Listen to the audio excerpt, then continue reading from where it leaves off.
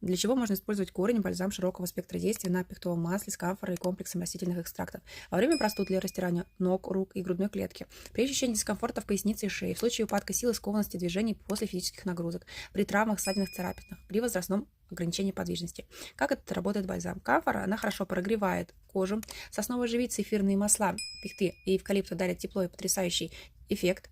Облепиховое масло помогает обновлению и восстановлению кожи. 13 растительных экстрактов помогают организму восстанавливать силы, чувствовать себя комфортно и быть активным.